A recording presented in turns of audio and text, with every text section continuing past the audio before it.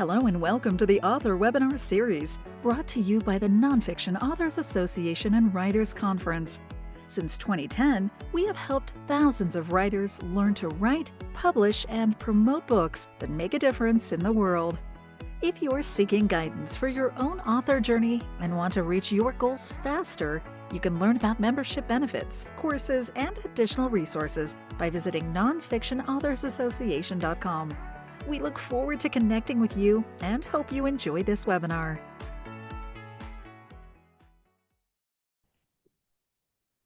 Hi, everybody. Welcome to another free webinar event from the Nonfiction Authors Association. I am your host, Stephanie Chandler, talking today about one of my favorite topics. I am a workbook fanatic. I have loved them as a reader. I have loved them as an author.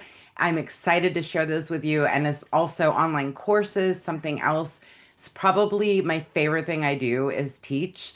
And I'm looking forward to sharing all of this with you. We have a ton of content. We're going to go through it pretty quickly. For those of you attending live, I am absolutely going to take your questions. If you have them, please pop them in the Q&A. And at the end, we will take all your questions. I will stay as long as needed to get them all answered. First of all, let me just share with you the wonder of workbooks.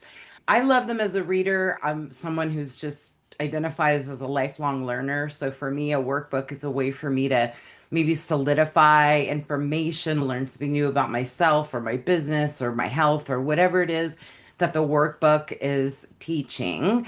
And as readers, we view workbooks as having a higher perceived value. So while we might pay $15 or $20 for a standard trade paperback, we're more likely willing to spend $20, $25, $30 or more on a workbook. It just has a higher perceived value.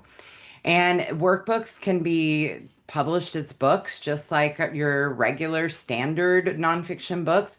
They can be listed in categories. You can earn Amazon bestseller status. They can be reviewed and sold and distributed just like your other books. These are some of my earliest workbooks that I created 20 years ago. And a few lessons learned here. Number one, don't design your own covers. The covers are horrible. I should never have been designing my own covers. But I will tell you, this was before I was publishing books, and I was creating these workbooks and selling them off my site. At the time, I had a business website for small business. And these workbooks ultimately were one of my earliest information products. And a couple of them were actually turned into physical books as well, regular print books. So I love workbooks. Please don't design your own covers. Let's talk about some ways you can make money with workbooks. Of course, companion workbooks. This is becoming really popular. I would say it's on trend right now. We're seeing more and more authors releasing companion workbooks for their primary books. I loved Kristen Neff's Self-Compassion. It is such a fabulous book. Mindful Self-Compassion Workbook. Melinda Emerson, a friend of mine, she has been creating workbooks to go with her books, her courses, her programs for many years. Certainly, if you're speaking or want to be speaking, workbooks are a fantastic product to sell at the back of the room. You can sell and sign them just like any other book. You can pre-sell them to the event hosts. I like to do giveaways when I speak at events, so I might give away a few copies in exchange for collecting email addresses and growing our email list. Certainly for courses, workbooks are fabulous. I teach courses. I have a comprehensive workbook for my book marketing course in particular. In fact, I'll do a little show and tell. I know it's hard to see me, but there's the spiral version that I created for my course. And then there's the paperback version that I distribute through Amazon. So you can create workbooks if you're teaching courses. And by the way, I say on here, even if it's just slides. So I have done lots of corporate training in my past. And one thing I've always done is if I'm giving a class and I have slides and all of that, I will export the slides into a PDF and have them bound into a workbook. And then you can upsell those to corporations as the companion course materials. So yes, they will use that. They will buy those. So here's some course companion ideas.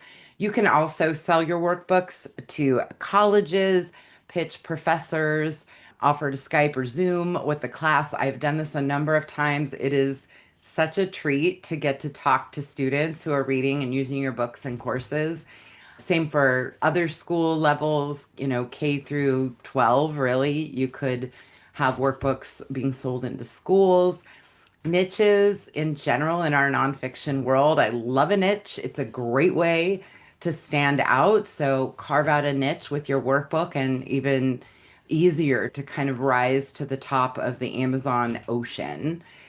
You can also do custom print runs. So if you're self-publishing your workbook, you could collaborate with sponsors, charge them to do a special print run, put their logo on your cover. Maybe you insert a letter or an introduction from the sponsor. This is my buddy Carl Polachek. He does custom sponsored books all the time with vendors. He writes books and programs for people who run IT businesses. Now, he works with big tech companies. They're not price sensitive. So look at what he's charging here. So he does co-branded books. He gives discounts on the books themselves. He charges a setup fee of $1,500 per book just to add the logo to the cover. It's great.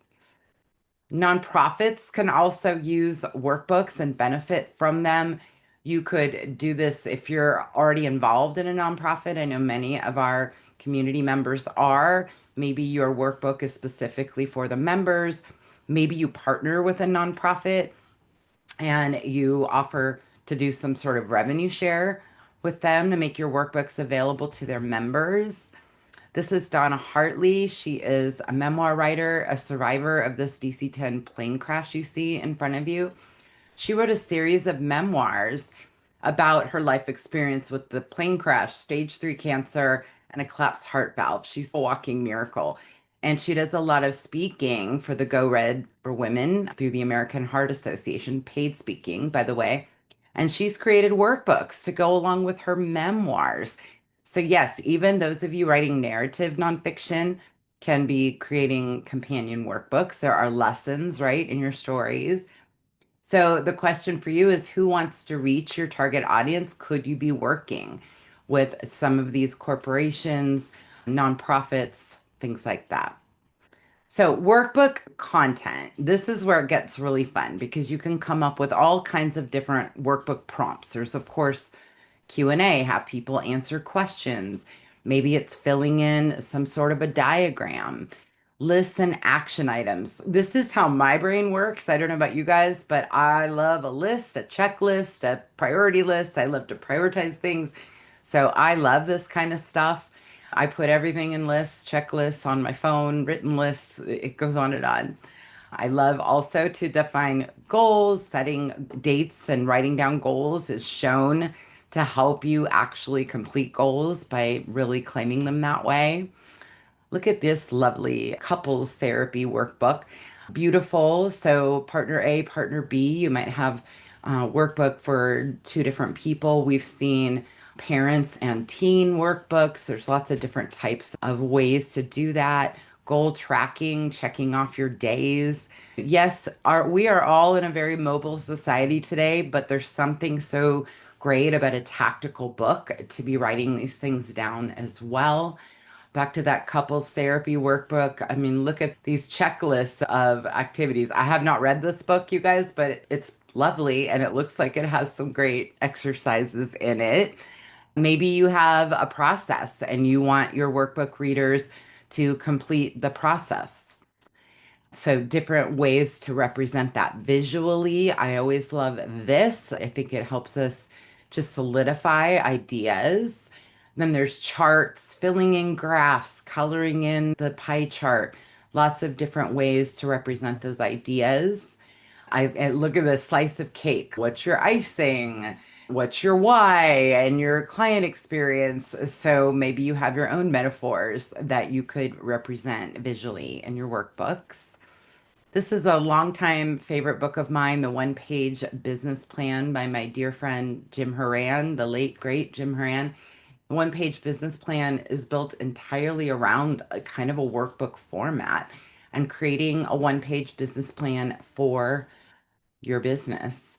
Coloring pages. This can be a fun activity too. This is Brene Brown. You can download this kind of stuff right off her site. She's very generous with this kind of thing. You might have space in your workbook for drawings and doodles. You might ask people to do something visual. Those of us who aren't artistic can struggle with these things, but they can connect with a different part of the brain. Schedule planning. I can you tell I geek out over this stuff? I love this. Like, give me tasks each day. This speaks to my soul. Quizzes. Also, I love a quiz. Challenge me. Let me challenge myself. I love a quiz. Here are a self-assessment. So for those of you maybe doing healing work, self-development, health, maybe there's some self-assessments involved in your workbook.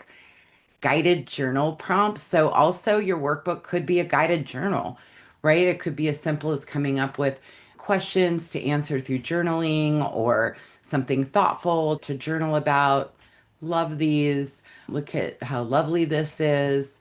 Guided journal prompts here. You fill in your own date. By the way, this 5-minute gratitude journal is a favorite of mine. I give it as a gift to all kinds of people. It's fantastic. So I highly recommend it, the 5-minute gratitude journal. You might also include recommended resources. So maybe your workbook, you list some websites to visit or books you recommend. Those are the types of just added value you're providing to your reader. Of course, you want to have graphics or something that makes it visually interesting. I always recommend, whether in a workbook or your regular nonfiction book, that you do something to invite the readers to join your email list. So you might offer them to download some bonus pages for the journal or print out the whole journal, get a PDF version of it. Maybe you have a bonus report or the first chapter from your book. So putting that in the workbook itself is also a fabulous way to connect with readers, because when we sell our books, if you're already published, when you sell a book through Amazon, you're never going to know who that reader was unless you invite that reader to connect with you. So this allows you to build that ongoing relationship. Now, more about your workbook content. So step one to anything we do as nonfiction writers is understanding your target audience. Who are they? And what are their interests, needs, and challenges? For those of you in our community who've been around for a while, you probably recite this in your sleep. What are the interests, needs, and challenges of your target audience? Everything we do with our books, our blog content, videos, social media, every piece of content we create should be specifically addressing the interests, needs, and challenges of our target audience. I am doing that right now with you, my target audience, our nonfiction writing community. I get asked a lot about workbooks. I get asked a lot about online courses. So I created a webinar, a free webinar to show you how to do these things. So how can you serve the interests, needs, and challenges of your audience? What questions are they asking you? And how can you answer those questions with your content? Now, when it comes to creating your workbook, I like the storyboard method for creating an outline. And this means we take a stack of sticky notes or 3x5 cards, and you start putting all of your topic ideas on an individual note or card. And I will do like a massive brain dump. I will pull notes that I typically have in 5 different places. Some are on my phone, some are on scraps of paper on my desk. I'm glad you can't see my desk right now. But I pull all of that content and I start putting it on my note cards or my sticky notes. And then once I have a pretty good grasp of the content I want to share or the prompts or the ideas, then I start organizing them, putting them in a logical order. And this becomes your chapters for your materials. And even your workbooks can have chapters. And ideally, what we're doing in a workbook is we're creating activities. So your ideas should be all about activities, answering questions, quizzes, prompts, doodling, schedule planning, goal tracking, all the things we just talked about. So let's talk about an example. Let's say you are targeting moms with spirited teens. I know a lot of you. So their interests for the moms is how to get their teens' attention. Boy, can I relate to that one. How to build a better relationship with them, how to keep them out of trouble, get them on a good track, get them to stay on a good track, make good decisions, right? All the things as parents we think about. What do moms need? They need to set boundaries with their teens without damaging the relationship. They need solutions for dealing with when your teen's angry, when they've misbehaved, if they're not getting their homework done or their grades are falling. So these are some of the needs. So interest needs, and then their challenges. They're getting in trouble at school, they're pushing boundaries at home, they're missing curfew. If they leave the house, mine doesn't leave the house, but if they leave the house, maybe they're doing some of these things. So these are some of the interest needs and challenges. So if you were going to outline your workbook, then you would get your stack of cards or sticky notes and you would start identifying the topics or activities, prompts that you want to add to the workbook, checklist of summer activities, self-assessment for parenting style, ways to praise the teen, create a list of activities to do together. This, by the way, was just something I came up with off the top of my head, and I was like, somebody should write this if it doesn't already exist. So really with workbooks, there are no hard and fast rules in the publishing world. Your workbook could be 40 pages, it could be 400 pages. I don't really recommend 400, but it could be. It could be as small, like 5 by 8 or 6 by 9. It could be 8.5 by 11. You can certainly include some blank pages for notes and writing and journaling and things like that. We don't want to put too many blank pages because if you're marketing it as a workbook, then the user will probably not like that. It's different if it's a guided journal. Of course, you've got lots of blank pages and space there. But you can also sell the physical workbooks. They can be spiral bound, they can be paperback. You can also sell the PDF version, a downloadable version, and you can even put them into ebook format. Obviously, you can't write in an ebook. If I were to do that, I would recommend that you offer the ebook readers the PDF download. So when you're looking to develop your content, I recommend starting with your existing book. If you already are an author, take your existing book that you want to create a companion workbook for and go through it page by page. What questions come up? Where would an exercise make sense? Maybe you already have some suggested exercises in the book that you can move over into the workbook.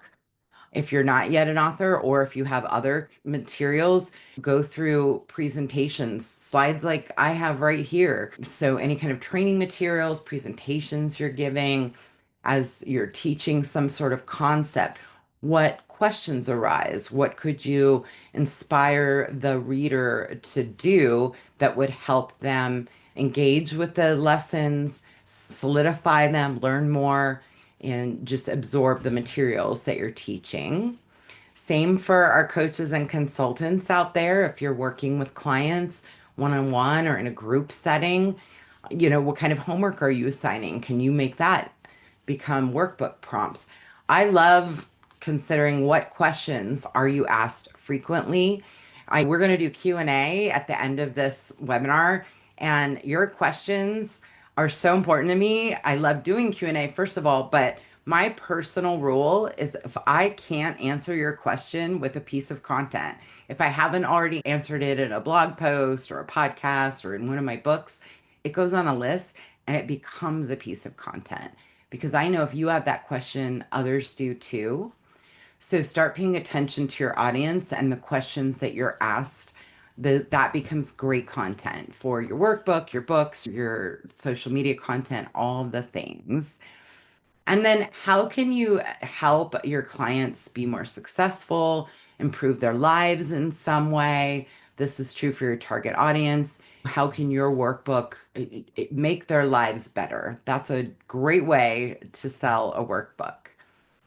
Now, look, AI is hot right now. Obviously, it is very cool. I absolutely do not advocate using AI to write our books, not in our nonfiction space, not as experts, not as creative people. AI is not a tool for writing books. My attorney friend calls it the plagiarization machine. So beware, please. With that said, AI is a great tool for idea generation. You can have it help give you some workbook ideas and prompts. Just don't use them straight out of the AI machine, right? You need some human interaction with that. You need to make sure it makes sense. You need to make sure it's not pulling content from someone else's work, which is a huge issue because a lot of the AI systems have been trained on our work. There's a huge lawsuit happening right now based on this very issue. So please don't use AI to write books, but certainly use it for ideas, title ideas, help with the outline, those types of things. Now, for workbook production, same as every other book. You can self-publish, you can seek a traditional book deal. There's some small and mid-sized presses that like workbooks. I would say probably not as many in the large publisher space, but certainly niche publishers for sure. And then professional production, like with any of your books, it needs editing, it needs a cover, it needs typesetting to make it look nice, it needs a description. And then you can do any size you want, really. It's up to you and maybe how you see it. If it's going to be a shorter workbook, you'd probably want to use a smaller trim size. If it's larger, do the 8.5 by 11. And then there's your print version, there's your PDF. There's spiral binding and then what we perfect binding. This is a hardcover example here. So all of these can be a go. You can distribute them to Amazon, certainly in perfect bound and hardcover binding. Spiral binding, you can't automatically distribute to Amazon, but you could set up an Amazon seller account and distribute them yourself. It's kind of a pain, but it is possible. Or you could do what I've done and have two editions. I have a spiral edition of my workbook, and the perfect bound edition is distributed to Amazon. With workbook marketing, it's just like your other books. You're going to plan a launch, you're going to enlist beta readers, hopefully you're going to give away some samples. You're going to do a big book launch campaign, you're going to ask for reviews, you're going to hopefully pursue bulk sales and turn it into some revenue, but it's not unlike your other books. Now let's talk about courses. Okay, I know I just blew through that, you guys. Anyway, I should have had a better ending there, but to summarize our workbooks, tons of opportunities to produce content. I personally think they're so fun and so creative to create as an author and to use as a reader to benefit your clients, your coaching, your courses, your presentations, whatever it is you're doing. Workbooks can potentially be a really great addition. All right, so let's talk about courses. There's, of course, online courses. I love these. We do a ton of them. They're so much fun to teach. They allow me to reach people around the globe, and none of us has to get on an airplane, which is even better. You can do self-study courses. You can do in person. Some people love that. It's fun to, don't get me wrong, but I don't love getting on an airplane personally unless I'm going on vacation. If I'm going to do that, it's not often. So online is great. You can reach so many people, and there's just endless examples out there. Here are some online cooking classes. I was actually looking at these for myself. I'm a terrible cook, and I've recently started to get interested in some cooking classes. So those are available online, also in person. I went to a local culinary academy and learned how to make some Greek foods. This is an example, the perfect study plan. So Daniel Wong created this program to help people learn better how to study. Notice that it's an online course that also comes with a workbook, which just makes the course have that much more value to the students. This is Dana Manciagli. She is a job search coach. She created a job search masterclass. It is an online course, a self-study course that she sells to unemployed people on how to get a job for $1,000 a seat. She sold 50 seats in her initial course launch. That's amazing. And then she went on to create customized versions of this course. She has one for military people coming out of service and into civilian jobs. She has one for military spouses. She has carved out niches in with audiences that she personally cares about. But even better, she went to corporations and said, "Hey, you sponsor programs for the military. Why don't you buy seats in my course and we'll donate them to people coming out of service? I'll sell them to you at a discounted rate of $600 a seat." She's done multiple six-figure deals selling them to corporations and donating them to students. Talk about a brilliant business model. You can also teach accredited courses. There's lots of industries that are required to have ongoing continuing education, therapists, lots of different healthcare positions, finance, insurance. These are all industries that have ongoing course needs, and you could create an accredited course. You just need to look into what's involved in each of those industries. There's also teaching through third-party learning centers. I've been doing this for years. I've taught at Omega Institute up in Rhinebeck, New York. It is such a beautiful campus. That is really fun. That I will get in an airplane for. But there's the Learning Annex or any kind of adult learning center. We used to have a wonderful one in the Sacramento area. Unfortunately, it didn't survive the pandemic, but I taught classes there for the last 20 years. It was so much fun.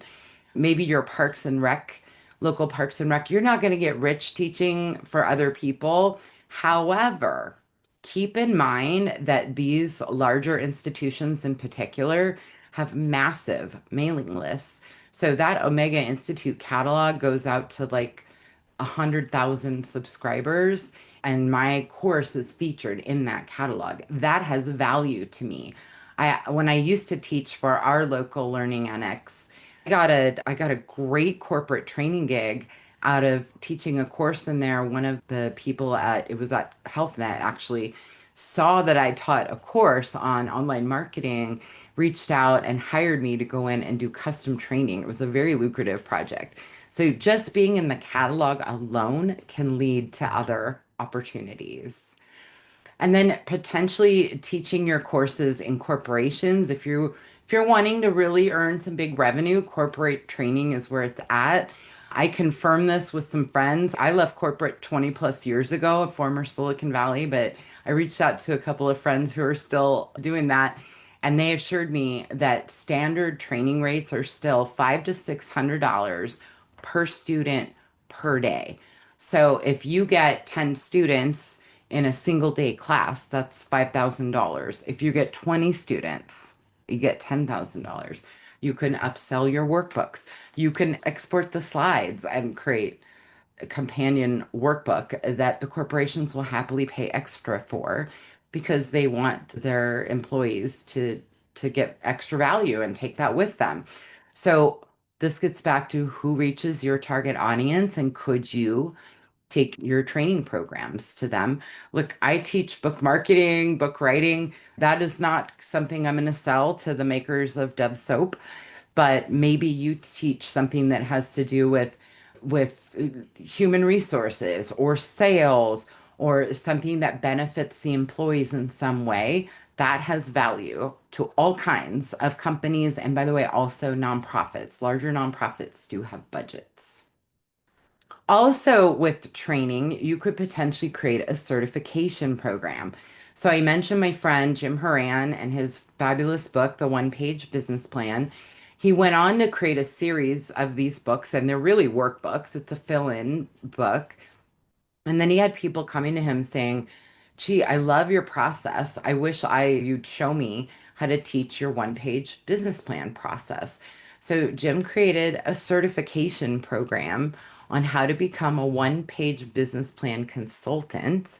He started delivering this through online training. This was over a decade ago before most of us had even embraced online training. I think he was charging $3,500 per student. And then at the end of the training, they would take the quizzes and they would be certified and added to his database of certified practitioners. And then these consultants would be out in the world teaching his processes. And they also paid a monthly fee to stay part of his network.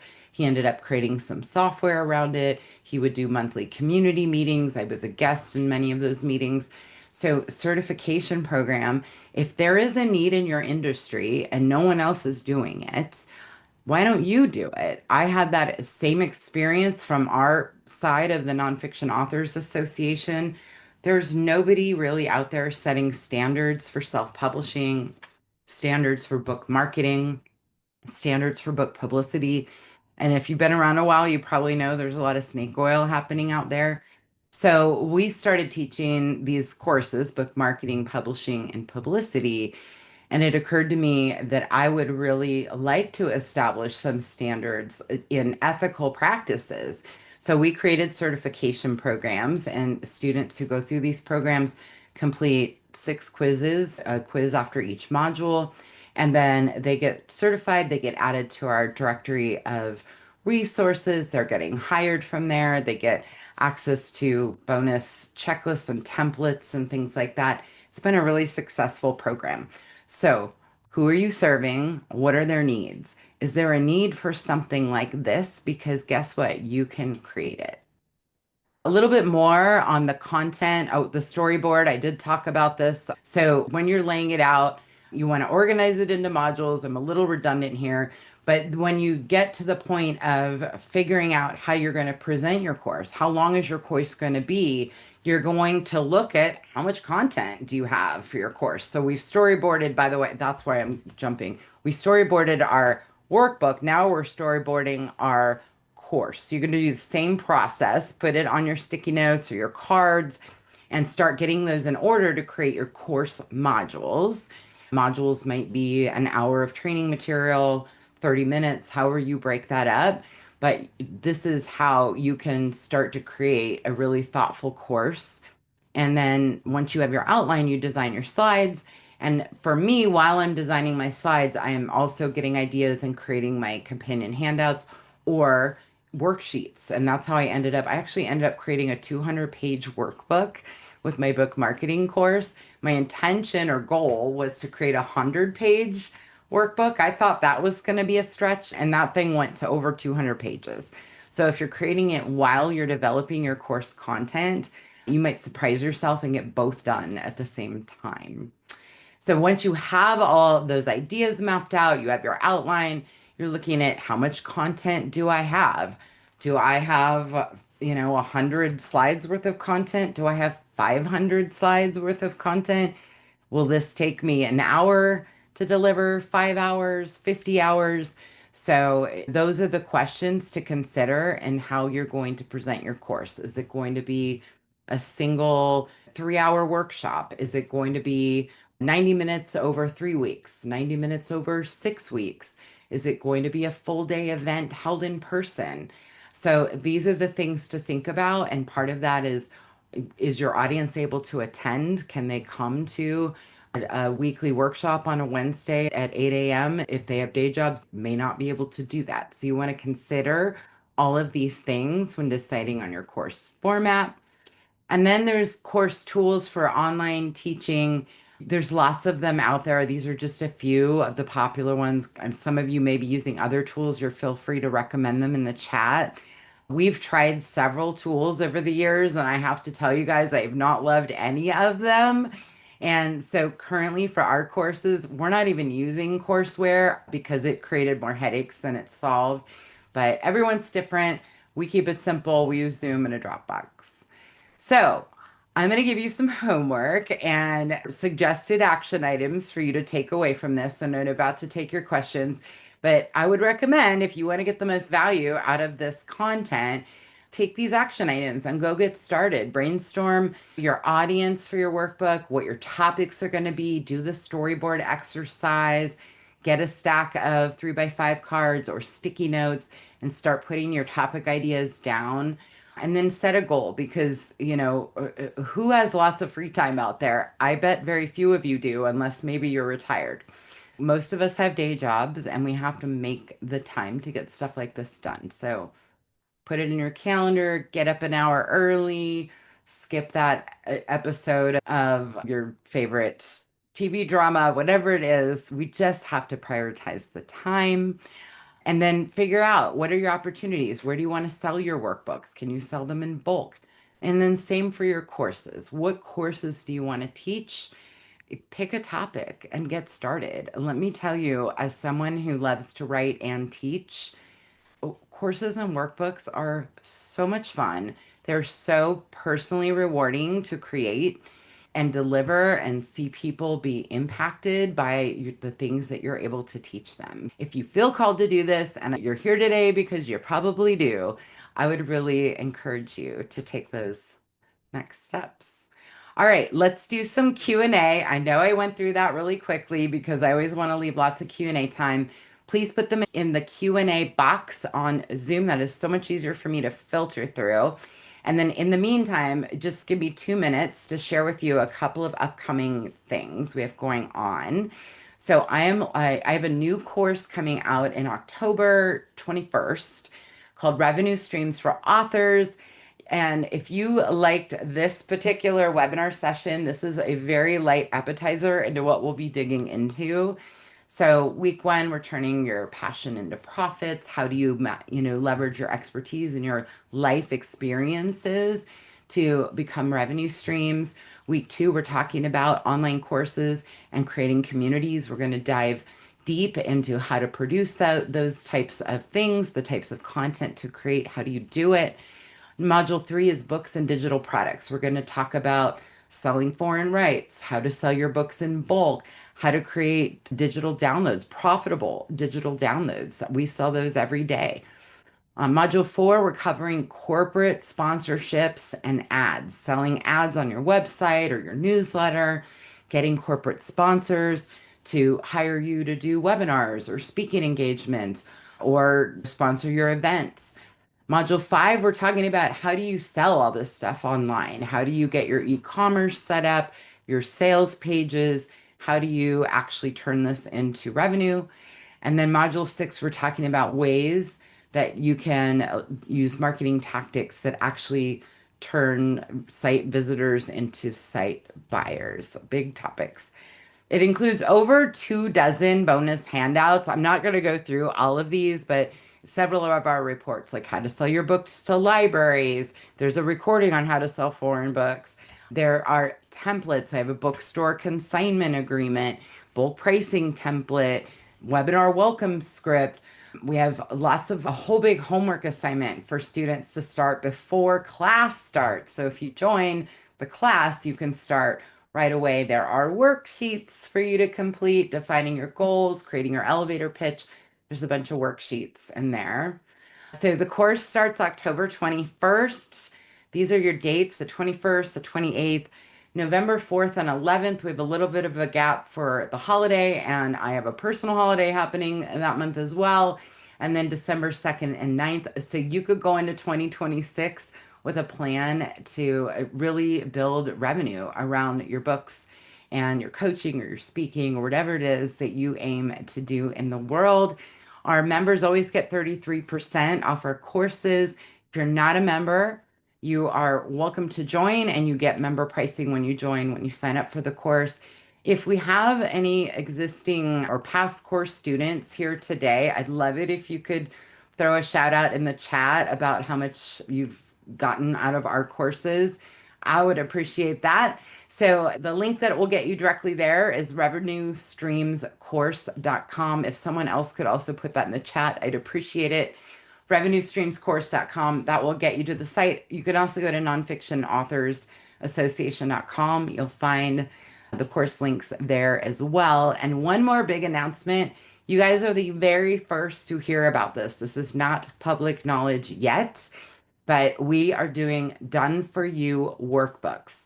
This means that we're taking your existing book manuscript or your presentation slides or a collection of articles you've written, and we are turning that into a workbook. So I have a team of writers and editors and designers. My sister site, Authority Publishing, I've been a book publisher for almost 20 years. So we're very excited about this program, and we're slowly announcing it because we don't want to get inundated. And we've priced this to be really accessible. So check it out. You can find it under authoritypublishing.com/workbook dash publishing. If someone else could put that in the chat, I'd appreciate it. That is not visible from the main menu. It is currently a hidden page. It is a brand new service. So if you have questions, I'd love to answer them. You can also reach out to us through that page with questions. And if someone could pop that in the chat, I'd appreciate it. All right, guys, thank you for indulging me in that. I'm going to go ahead and stop the share. And I am going to take your questions now. I wish I could, oh, 29 questions in the Q&A. All right, let's do this. Are slides available post-webinar? Yes, we will share the slides post-webinar. They will be in your inbox this afternoon along with the recording. Templates and images for your workbook. There, Diane, you might try like Canva. Canva has some templated stuff. I'm not a huge fan of templates for that, for publishing in general. However, it is a great low cost way to get some worksheets and things designed. How would you position your workbook to a college? What did that process call and email look like for you? Also, would you initially reach out to the dean to speak at colleges? Okay, great question. I don't know how to pronounce your name, Tiara, maybe. So I would say that the best way to get into colleges, and I would actually bet we have professors on our line today. If you are here, feel free to post in the chat about this. But my experience is you go directly to the professors teaching the courses. So whether it's your main book or your workbook, you're pitching it to the professors and you're offering them a free review copy. So the review copy allows them to assess it and see if it fits into their curriculum. So it really is that simple. You can find this information generally on the college websites. You could potentially buy a mailing list. That's something we've had authors do where maybe they buy a list of, 300 professors who teach history, and then they do maybe a postcard mailer to those professors offering the free review copy. If you've got unlimited budget, you could mail out the review copies with just cold and offer to have them get in touch with you if they want to know more. But generally, postcards, email outreach, those are kind of your best and low cost way to do the outreach. I wouldn't say the dean is the person that's making the decisions about who's speaking. The dean's got a lot more priorities, but the speakers, sometimes you can tell if you look at the staff website. Oftentimes, for example, if they're bringing in someone to talk about sciences, it might be whoever's heading the science department at the school. So those are things to look at. Yes, definitely will have the slides. Contact each other to build relationships. I mean, Carrie, you are welcome to connect in the chat. That's why we leave the chat open and encourage you to connect with each other. Have you heard of exercises and things from a group called University Associates? They used to get great exercises. I've never heard of them. I've written a book that includes activities at the end of each chapter. How much more effective would a separate workbook be? I love this question, Connie. So that's a great example of the beginnings of a workbook. So you've already got some prompts in the book. I think if you wanted to make it a companion workbook, you might expand it a little bit so it doesn't just look like you copied and pasted it out of the main book. But absolutely, I think that would make a great companion workbook. It gives people space to do the writing of the exercises. So, yeah, you've got the beginnings of a workbook right there. Sophie, how important is it to have spiral bound? How do we do that? Oh, good question, Sophie. So, spiral bound, honestly, retailers don't love them, libraries don't love them, students do, and those of us who like to use workbooks can generally enjoy a spiral bound, but they are not easy and they're not inexpensive. My favorite printer for spiral bound books is Lulu. Lulu is the only print on demand printer I know that offers spiral binding. So check them out. It's expensive. It's going to cost probably twice as much as it costs you to print in the perfect bound paperback edition, but they sure are useful. I like how they look for courses and things like that. So Lulu does it. You cannot have them distributed to Amazon. Amazon doesn't allow that from print on demand.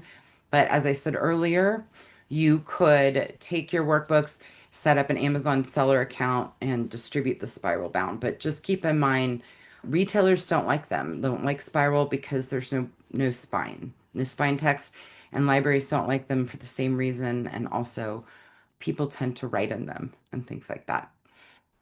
Alice, pros and cons of spiral binding. I think I just covered that perfect. And honestly, you guys, so I think I showed you in that tiny little screen, but here's my spiral version and here's my perfect bound version. And I will say, and don't mind my little sticky notes, but my perfect bound version, it can lay pretty flat, right? So it actually works quite well if you can see that, and you don't lose the binding. I actually think perfect binding works really well as also.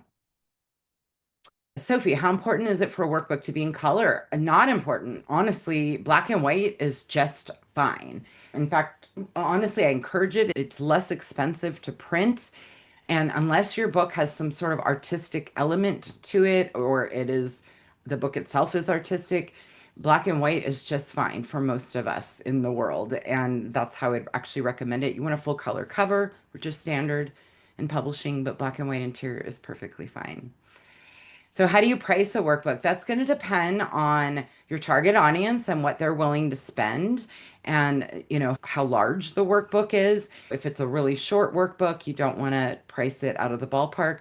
So what we do with book pricing, whether it's your workbook or your regular book, is study the competition. See what they're charging. You don't want to be way over their price. You don't want to be way under their price. You want to land somewhere in the middle, but also allow yourself room to make a profit. Certain AI app. I put some AI tools in the slides. There are so many coming out, it's almost impossible to keep up with them all. But there's all kinds of AI tools at this point. I'm currently liking Gemini, Perplexity, some of those. But oh, here's another caveat with the AI. Please do not upload your materials into AI that is tracking your data. Make sure that is turned off. I also not sure I trust that it's turned off, but there is a setting, for example, in ChatGPT that says they cannot use your materials to train the AI. Make sure that is turned off. You do not want to be training AI with your proprietary materials. Hey Liz, if I'm writing a self-help book and plan to create a companion workbook later, should I save content for the workbook, quiz, or chart and not include it in the book? Not necessarily. You might sprinkle some of that in there because that could also make people want to get the workbook later. If they like the exercises you've sprinkled through your main book, absolutely, I think that's an upsell into the companion workbook. Lydia says, I know some people write a book and then they have an accompanying workbook. How do you feel about a combo book workbook? Includes both in the same. Look, I think that's fine. It certainly simplifies your life if you're producing just one book instead of two. So, my workbook that I just showed you guys, it really is a hybrid of a book and a workbook. There's a lot of text. It's more text heavy than a standard workbook, but then there's also worksheets. So, absolutely, if you want to create one single project, do it that way. Totally fine. Because a second publishing project is a second set of, shall we say, challenges. And a testament to the power of our words, good or bad, because what happened to you, they can become seared in our memories and affect. I'm not quite sure what that refers to, Stacy. Carrie, if you're asking about the payment plan for either the course or the workbooks, both in the cart, if you add either the course or workbook plan to the cart, you will have an option there to choose a payment plan. How can we get our workbook professionally produced? So, yeah, Sharon, you could work with a hybrid publisher. You could work with a publishing coach. If you go over to nonfictionauthorsassociation.com under recommended resources, we have lots of recommended publishing coaches and resources there as well. Oh, that's why I didn't understand your comment, Stacey. Okay. Can you recommend platforms for online courses? And so again, there's Teachable, there's Kajabi, there's LearnDash, WP Courseware. They do vastly range in price. I think the WordPress ones tend to be less expensive. So that would be WP Courseware, LearnDash. And again, we found that courseware made things more complex than we wanted them to be. So you don't even necessarily have to use courseware unless you really want it to be interactive or you want people tracking their activities and things like that. How do you get connected with corporate training? You have to, that selling anything into corporate is a long game. So really you're figuring out who are the heads of the department where you're offering your program. You're not pitching it to a corporate CEO. You're probably pitching it to the director or VP of the international sales team or the marketing department, whatever the department is, look for the heads of that department and start there. A lot of times you can find staff listed on a corporation's website in their annual report, or you can use LinkedIn to search and find contact names. So, Sharon, good program for creating workbook pages. I would say Canva is a design tool a lot of people like. I have not fallen in love with it personally, but it is a tool. I really believe in hiring that kind of stuff out too. Unless you're very creative and you have a good eye for that, you can also hire a graphic designer to do that for you. Again, nonfictionauthorsassociation.com recommended resources. We have designers there. Do you recommend waiting to release a book when the workbook is ready, or could you be better served to release a book? Oh, great question. I would release the book first, honestly, and just get the big splash of that book release because eventually a book release fizzles a little bit, fades maybe is a better word. So then you can get another splash by releasing the workbook. And by the way, the best way to sell more books is write more books because each time you release a book, your backlist, your previously published titles tend to get a bump in sales. So keep writing books and you will continue to boost sales for your previous books.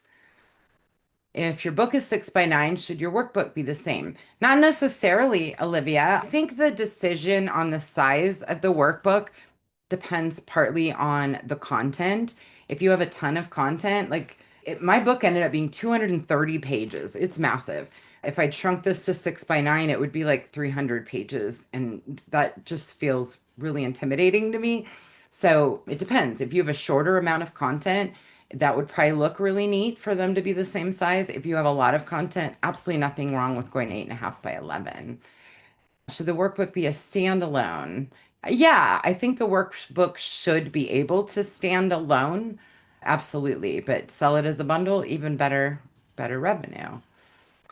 Ways to promote a course. Christy, whether you're promoting a course, a workbook, your primary book, honestly, the tactics are pretty much the same. It is all about identifying your target audience, their interests, needs, and challenges, and then addressing those interests, needs, and challenges through content marketing. Content marketing being your personal blog or your podcast episodes or your YouTube channel. I believe every author needs one of those, either a blog, a podcast, or a YouTube channel, or a combination. But if you have at least one of those, I call that your foundational content. That is where you demonstrate your expertise, you serve your audience, you give value, you have content that you can then share in social media. So it is cultivating an audience through content marketing is the way it's done today. You can also get a lot accomplished today with paid ads. So for those of you with budgets, paid ads, particularly Facebook ads for courses and webinars like this, I bet some of you are here from our Facebook advertising, is a great way to boost sales. So if you're wanting to fast track it, paid ads will help a lot. Arlene says, I haven't done an online course because I didn't know how to present it on my website. Technically speaking, Thinkific seemed complicated. Yeah, I get it. It is some of those tools really do make it complicated. So that is the type of thing, Arlene, we're going to cover in the revenue streams course. But yeah, if you would need to either pick a tool, one of those tools, and most of them offer free trials. So you might try WP Courseware. A lot of people like Thinkific and Teachable. So try it on a free trial, or you could do what we do. We just kind of create some private course pages. We have put everything in Dropbox. We have Zoom links. We simplified it pretty well. What program am I using to create my slides and images? Hey, Richie. So the slide deck I actually bought as a template several years ago. And I don't know, I paid $50 or $100 for it and it has been well used. So you can always buy PowerPoint templates. They are out there, they're easy to find. Just do a Google search. AI can create your PowerPoint slides for you today. You can work with it to do that. That's another tool for Canva. Canva could help you create your slides. For images, this one is important. You need to only use royalty-free images or images that you have the right to use commercially. So any image that you see in my slides or in our courses or on our website, we have actually purchased the right to use those. We have used for many years, oh, probably over a decade, 123rf.com. That's Robert Frank. 123rf.com. They have subscriptions. I think their current subscription is incredibly a great bargain. I believe it's like $30 a month for unlimited downloads. So that allows you to use those images commercially, or you could use some of the free image sites like Pixabay. There's Wiki Commons images. When you use stuff like that, you have to attribute it. So you have to put the image credit on the slides. So I personally don't like to take any chances. We just make sure we own the rights to any image we use. There are huge fines for going on Google and putting an image from Google on your slides or your website. A member of our community was fined $2,500 for putting a picture of a skyline on his website. So please don't do that. That he just found on Google. I know we're coming to the top of the hour. I am going to stay and answer questions. If you're unable to stay, don't worry. We will send this recording and the slides later today. And thank you for being here. If you have to run, I totally understand. If you want to stay, let's keep going with the Q&A. This is so fun for me. I love it. I hope this was helpful for all of you. And for those of you checking out, thank you for being with me. Appreciate you all so much. All right, let's keep it going. Oh, good. And then I'm going to get a calendar reminder. If you had to pick the least awful course development platform, Trish, I wish that if I could answer that, I'd be using it, to be honest. So somebody else might want to chime in. If any of you are using any of those course platform tools, let us know. As a user, as a course attendee, I have been impressed with Kajabi. That's one of the more expensive ones, and Teachable as a course attendee, because I also take a lot of courses. Are there nonprofit support organizations that provide a way to offer a course to their members? Any nonprofit, Alice, offer courses. Any organization could offer courses. So it's really just a matter of building those relationships and asking and creating partnerships. LearnDash is another one I hear good things about. So really, it's all about the target audience that you serve, where they are spending time, what nonprofits do they belong to. See if you can start building relationships and get involved in a nonprofit, right? Join the board, contribute to the blog, speak at their meetings. That is a great way to start to build an alliance without just doing a big cold call. Let's see. Oh, I'm not sure if that was meant to be there. What are some of the main requirements for offering a certified course? Does it have to be approved by a certain authority? Hey, Katie, that's probably going to depend on your industry. If you're doing anything legal or health-wise, I would definitely look for some support there. But if there are certifications for everything. For example, I'm a huge advocate of virtual assistants. I think we all should be hiring them. They make our lives so much easier. And so if you wanted to hire a virtual assistant, there's a dozen virtual assistant certification programs out there. And it just depends on which programs that the assistants are attracted to, what value it's offering, how much it costs, all those things. So I would say as long as it's not like a highly regulated industry, you could probably create a certification for it. And when in doubt, always talk to an attorney. This is not legal advice. What about taking orders and then get them printed at Staples yourself?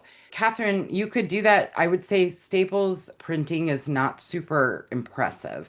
If you want to do local spiral binding, I would go to a commercial printer.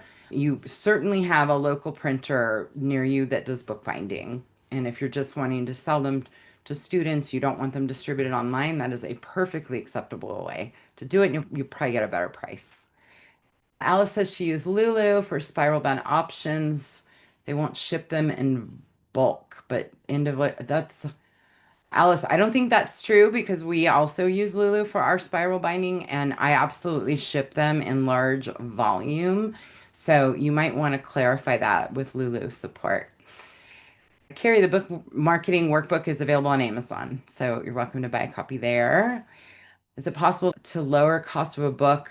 It's only about 20 pages. Yeah, you don't want a 20-page book is really not a book, I gotta say. That is a booklet, and there's nothing wrong with a booklet, but I wouldn't call it a book. I would really say you probably need at least 50 pages to call it a book. And especially if I were to go buy a workbook on Amazon and it arrived and it was 20 pages, I would not be a happy shopper. And that's probably going to get reflected in book reviews. So just maybe it's just the terminology, call it a booklet, companion worksheets, something like that. You can create images with AI, Michelle, as well. I have find it incredibly frustrating to do that with any kind of text, but creating AI images can be fun. 123rf.com. I'm going to pop that in here. This is where we buy our images. Let's see if I can pop that in here. 123rf.com is where we purchase our images for commercial use. You paid to use a cartoon in your book, you want to use it in the workbook, you need to look at the terms, Alice. So when you bought that image, you should have some sort of written permission, and it will explain what if you're able to repurpose it. Do I use any formatting programs like Acumen? I personally do not. I work with professional graphic designers. I am not a graphic designer. You saw my early awful homemade book covers. I don't recommend that. So I personally am someone that likes to outsource that kind of stuff. I would honestly outsource all of it except the content creation. If I had an online PDF workbook, how would you suggest I utilize it to promote my books? Hello there, Dick. So you would give it away for free for sure. Anything we can do to give stuff away for free, I would do paid ads to promote the free download of the workbook that then promotes the book itself, because I know your content and your content is amazing. And that is an absolute great sales tool to take that and then upsell into your series of books. So honestly, I'd give it away for free as much as possible. Okay, did we do it? Did we get through all the questions? This was great. I hope it was helpful. I have not seen the chat other than it just kind of flying by there. I'm going to go back and read it now, but we are going to round up the recording. We'll send this off to you, and along with the slides. I hope you all got lots of fresh ideas today. I can't wait to see your workbooks. Be sure to tell me about it, send me a copy, send me the announcement, all those things.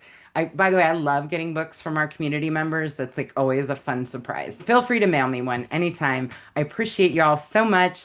Enjoy the rest of your week. Good luck with your workbooks, and I hope to see you soon in our courses. Thanks, everyone. Take care. Thank you for all the kind comments, too. I can't wait to read them. Thank you for attending this webinar by the Nonfiction Authors Association. Since 2010, we have helped thousands of writers learn to write, publish, and promote books that make a difference in the world. If you need support navigating the complexities of the publishing industry and want to reach your author goals faster, you can learn about membership benefits, courses, and additional resources by visiting nonfictionauthorsassociation.com.